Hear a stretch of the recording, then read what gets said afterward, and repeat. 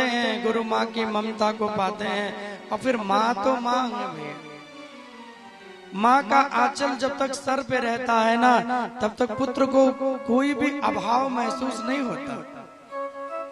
एक माँ जीवन में ऐसी है जो अपने बेटे को कभी भी किसी अभाव में नहीं रहने देती है, वो हमेशा खुद अभाव में रहकर अपने बेटे को प्रभाव में रखती है। भले कितना भी जीवन में अभाव हो, लेकिन माँ हमेशा कहती है कोई बात नहीं, हंसते रहो, मुस्कुराते रहो। माँ की ममता तो भैया, माँ के बारे में जितना कहा जाए उतना कम है। इसलिए हर बेटे को, हर पुत्री को, पुत्र को अपने माँ बाप की खूब सेवा करनी चाहिए, अपने माता पिता को प्रणाम करना चाहिए। यहाँ देखिए कितने वृद्धजन इस वृद्धाश्रम में रहते हैं, जिनको कितने लोग यहाँ आते हैं माता पिता के रूप में प्यार करते हैं। इतने बड़े बड़े जिलाधिकारी, इतने बड़े बड़े लोग, उपाध्यक्ष, अध्यक्ष, सब आते हैं, आपको पिता के जैसा, माँ के जैसा प्रेम देते हैं, आपकी चर्चाएं करते हैं। और फिर आपको प्रेम देने के लिए हम और श्रीमद् भागवत भी देखो वृंदावन से यहाँ आई है। आप लोग तो बड़े भाग्यशाली हो, यहाँ रहते हुए, भजन करते हुए अपने जीवन का यापन करिए। और फिर अब ज्यादा चिंता भी नहीं, ये कथा हो रही है, 1 साल और इंतजार करिए, फिर अगले वर्ष हम लोग मिलेंगे, विगत वर्षों में मिलते रहेंगे।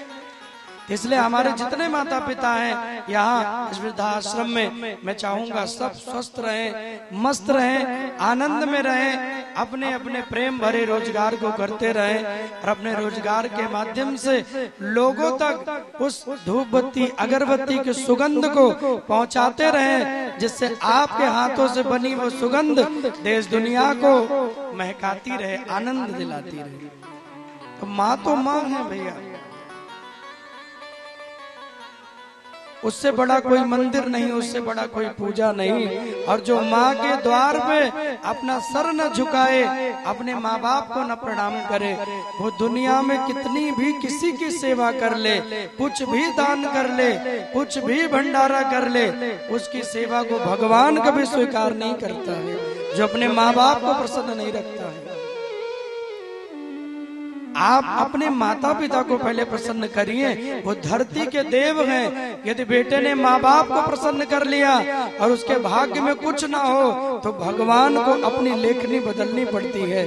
यदि माँ कह दे जा बेटा तू हमेशा प्रसन्न रहेगा, हमेशा आनंद में रहेगा, तो भगवान भी अपनी लेखनी को बदल देते हैं। ममता, मंदिर, आंचल ये माँ से ही मिलता है।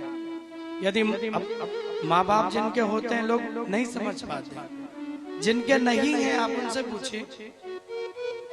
जिनके माँ बाप हैं वो आदर नहीं दे पाते, वो प्रेम नहीं कर पाते, वो सेवा नहीं कर पाते, वो कभी अपने माँ के पाँव नहीं दबा पाते।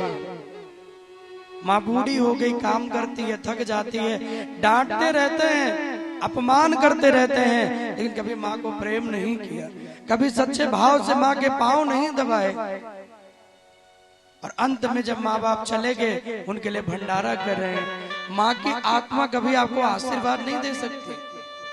जीते जी जिस बेटे ने मुझे जल नहीं दिया, मुझे भोजन नहीं दिया, आज वो बेटा मेरे लिए भंडारे कर रहा है।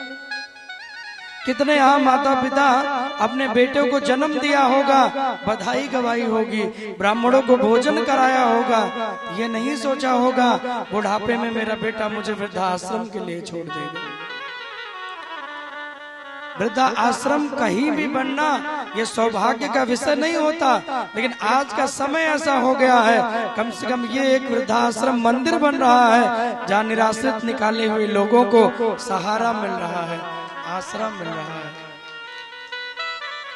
इसलिए आप कुछ भी करना चाहो, करो ना करो, लेकिन अपने माता पिता की सेवा करो। इन 7 दिनों में आपने मुझे कुछ न दिया हो, लेकिन अपने माता पिता की सेवा का वचन देके जाइए। यहाँ जितने भी मुझे सुन रहे हैं अथवा लाइव टीवी के माध्यम से भी जो सुन रहे हैं, वो भी आज विश्राम पे ये वचन जरूर दें कि हम अपने माता पिता की सेवा करेंगे। कोई भी माँ बाप अपने बच्चे के रहते हुए वृद्धाश्रम का उनको मुख न देखना पड़े, ये जिम्मेदारी हर बालक की है।